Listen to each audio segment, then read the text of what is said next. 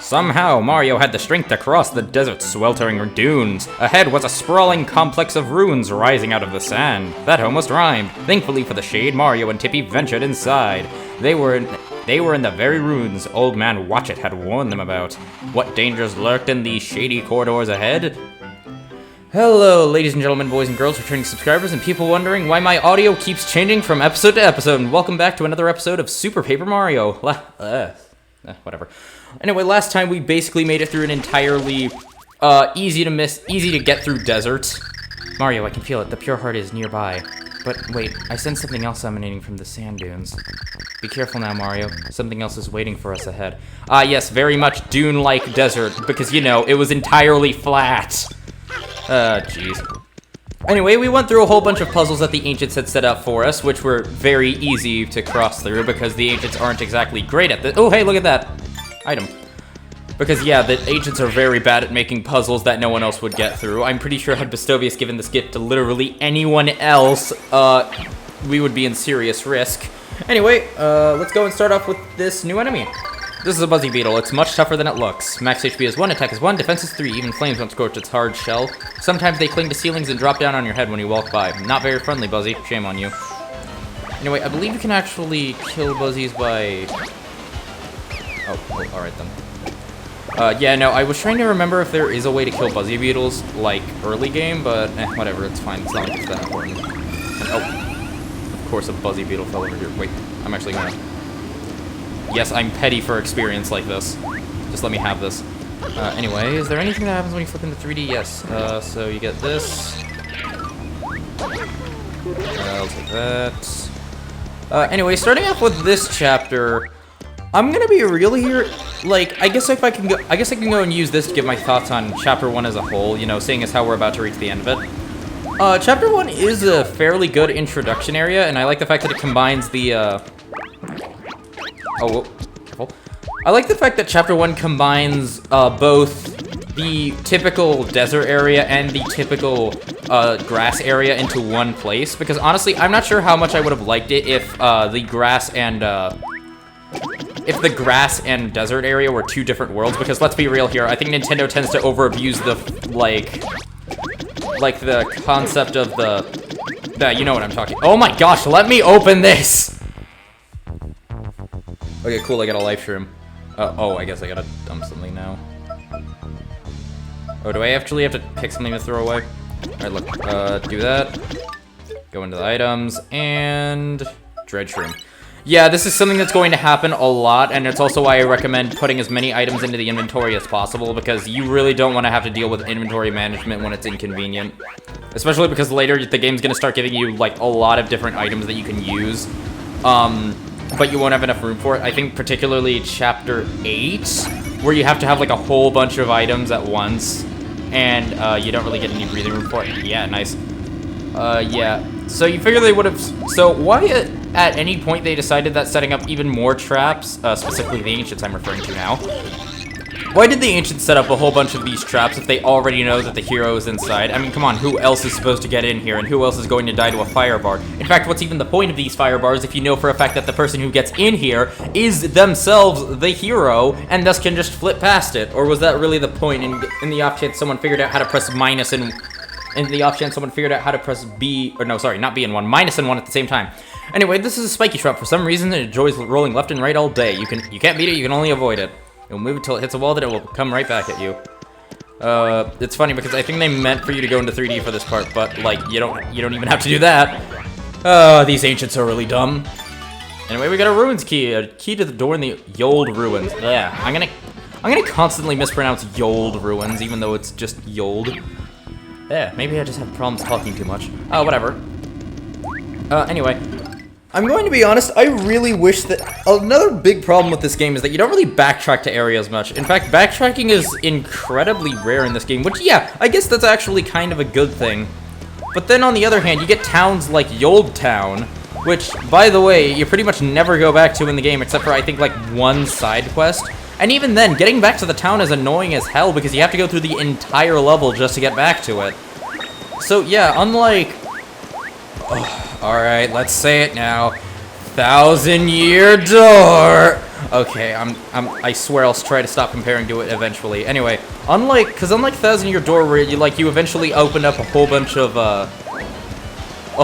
quick warps that you could use in order to get back to areas faster, and that way the backtracking wasn't as big of a deal, which is actually why I was a big fan of the General White side quest. You know what I'm talking about. Yeah, so that's how they made backtracking not as big of a deal. I guess they did manage to semi-fix it in this game because there, again, just isn't a lot of backtracking to begin with. But in the end, I still think it suffers the same flaws, because even when you do have to backtrack, the game's still going to require that you, have to go through the entire level again. Something happened outside of this room, and at that point, you're pretty much just doing everything you already did over again. And I'm just saying, I just find that to be very boring, because that's one of my biggest pet peeves when it comes to RPGs in general.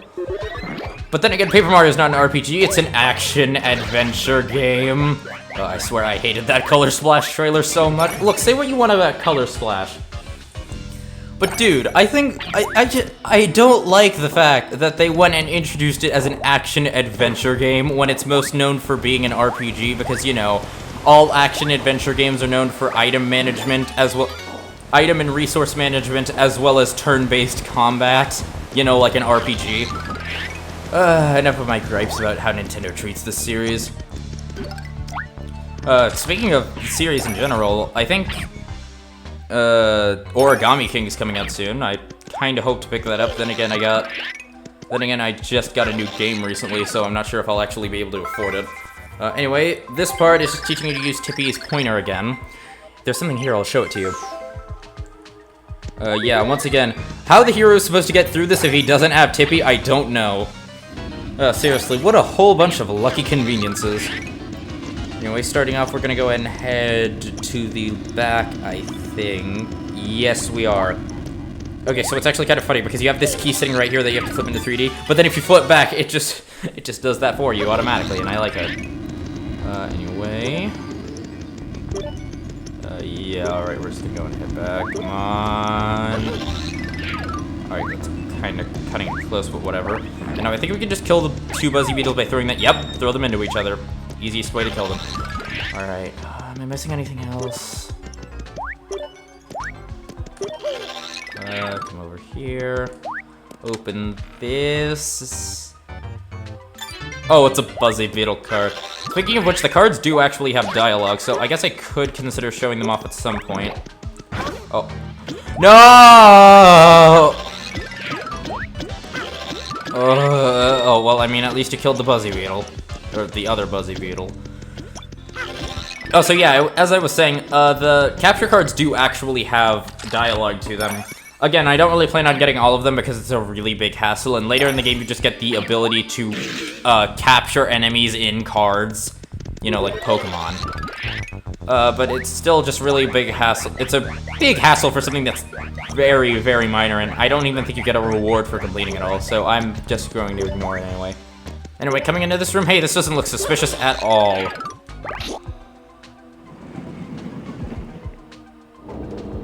Bigger button. Oh no, it was a trap. How could we have foreseen this deadly consequence? If only there was some way we could have avoided it.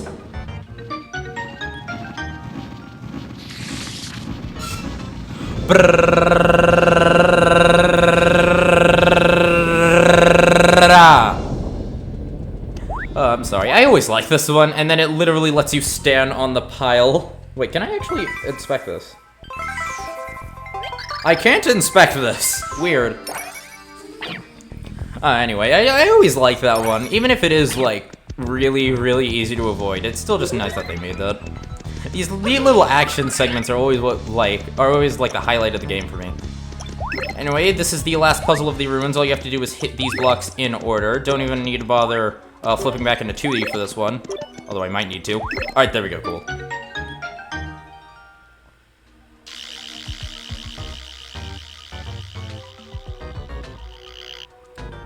I always love the way these things just spawn into being. Oh my gosh. Also, the stairs making Pac-Man sound effects. Weird. Now, I believe... No... Yeah, okay, never mind. So we're gonna go and save right here. By the way, when you hit this question mark block, I recommend flipping into 3D so that you can hit it, because you don't want to accidentally walk into the pipe. Because yes, I've had moments where I tried to grab the Super Shroom and accidentally walked into the pipe. Oh boy, is that not a fun time. Because, spoiler warning, it does not let you go back in. Oh, wait, it does. Never mind, no it doesn't. Oh, whatever. Warning!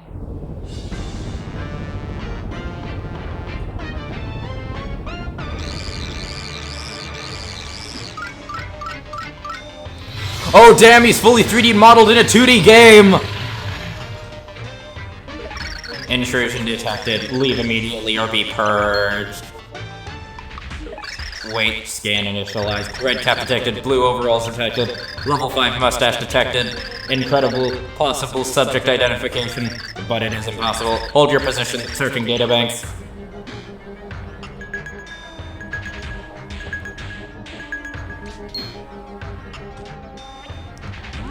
Search complete. One positive match. System overload. Legendary hero identified. Forgive me, hero. I am called Fractale. My only purpose is to defend the pure heart from lawless intruders. You are late. I have waited thousands of years for your arrival. What are you, my YouTube analytics? You may pass. The purge heart is pure. It won't be that easy, no. Who speaks? So very nice to meet you, and your mustache. I am Count Blex, Master of Dimensions, Pleaser of Crowds. I am Dementio. Remember the name well.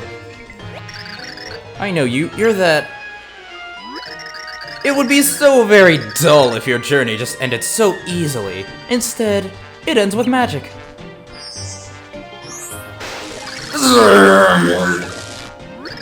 Yes, much better. Now you and this robotic guardian can spend some quality time. Yes, quality snack time. When he snacks, on you! For you are the snack. Ciao!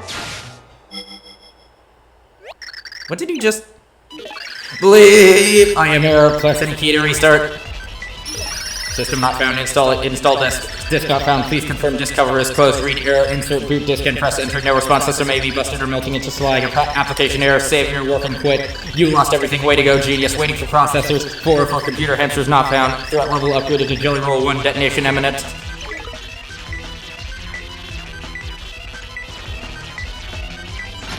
Bleep! CCU class not identified. CCU class insult generator.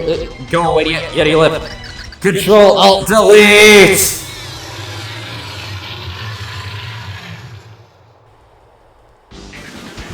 This has gotta be the worst Guardian in the existence of Guardians. Then again, it wouldn't be a Paper Mario game if it didn't start with dragons. That's why Sticker Star and Color Splash are the worst. Alright, fine, I'm done.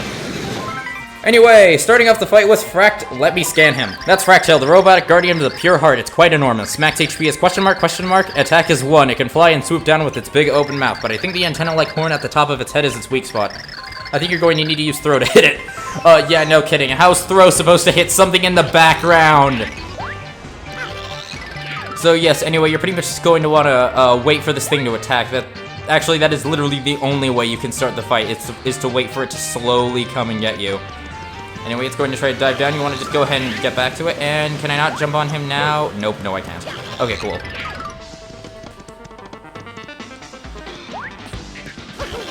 Anyway, now he's going to go and fly all the way off to the right. You want to pretty much just ignore him. How something this enormous flies with only 2 tiny wings, I wish I knew. But hey, what do you know? The ancients are known for being incredibly stupid. Looks like Fractale is charging straight at us. You better watch out.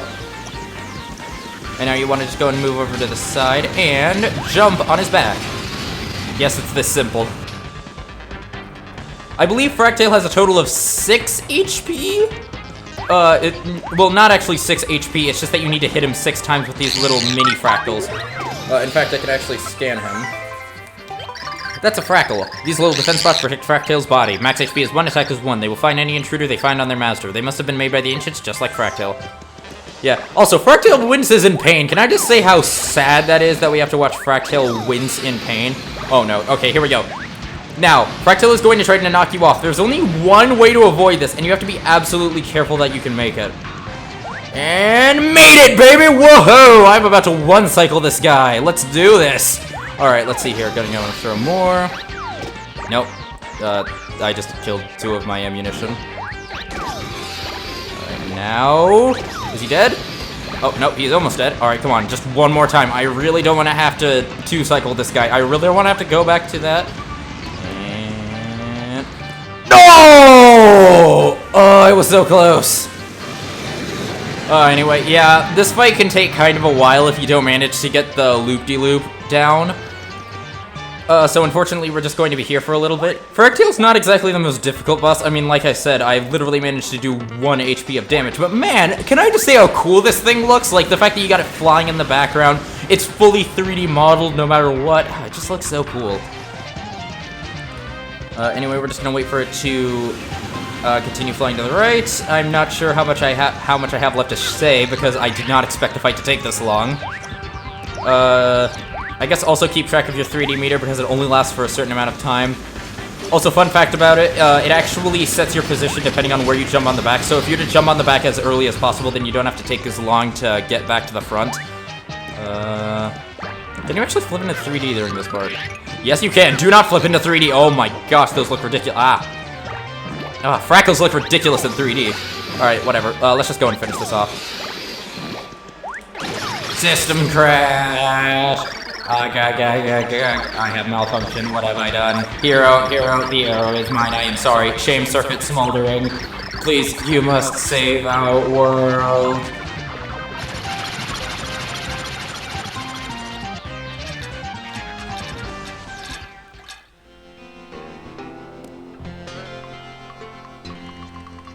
So it is a real dragon. Well, like, it's not just a robot, right? Oh, whatever. I swear, the Paper Mario series never made any sense to begin with. Then again, you could argue that after this game, the Paper Mario series in development never made any sense. Welcome, hero. My name is Merlumia.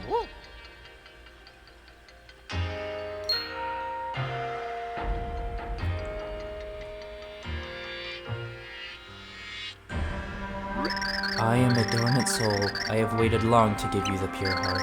Yes, I've been waiting for 1,500 years. I bet Throw's gonna make some sort of snappy comeback like, how come I can't grab a ghost?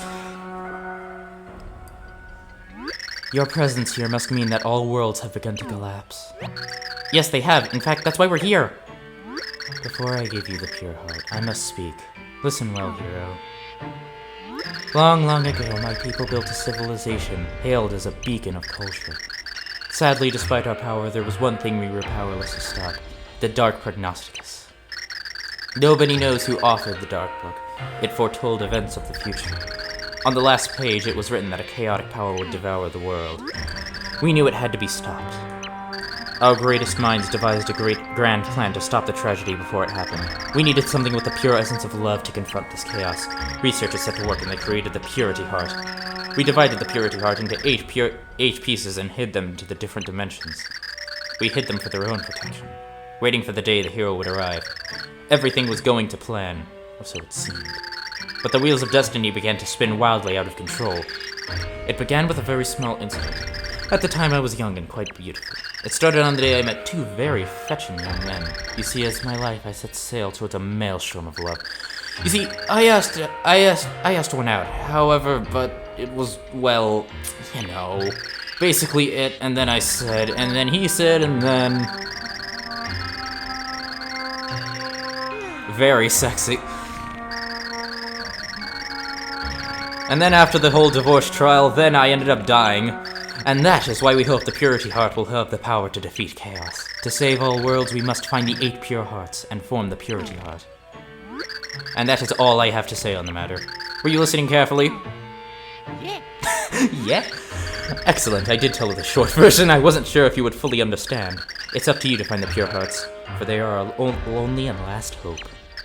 Go forth, hero, and save the world. We are all depending on you.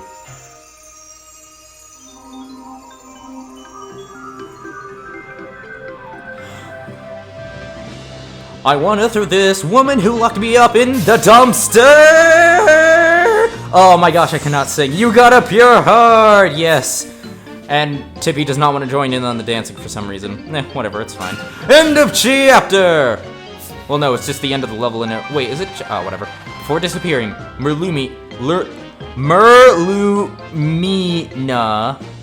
Merlumina had entrusted Mario to save every world. She had waited 1,500 years to deliver the message to the legendary hero. With the second pure heart in hand, Mario was in great spirits. But the 6 pure hearts still remained to be found, and the journey had just begun. With a flutter, Tippy said, "I think we better return to Flipside." The weight of every world's fate once again rested on Mario's shoulders.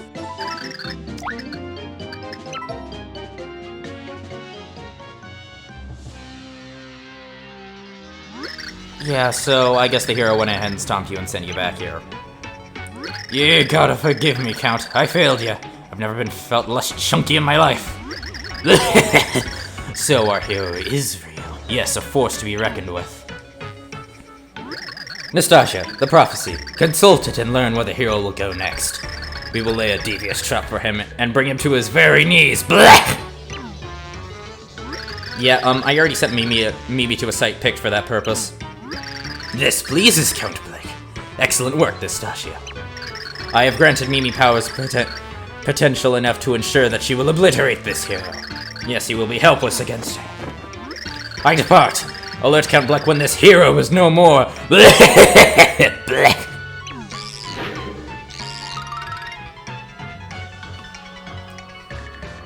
Yeah, I'll fire up a memo on that, but for now we have another item on the agenda. Oh, Chunks, you got a sec? Yeah, so some minions in the Bowser organization are still resisting assimilation. I'm heading down there to squash the resistance, and while I'm gone, I want you to stay here. Yeah, you just sit tight and think about your recent job performance, okay?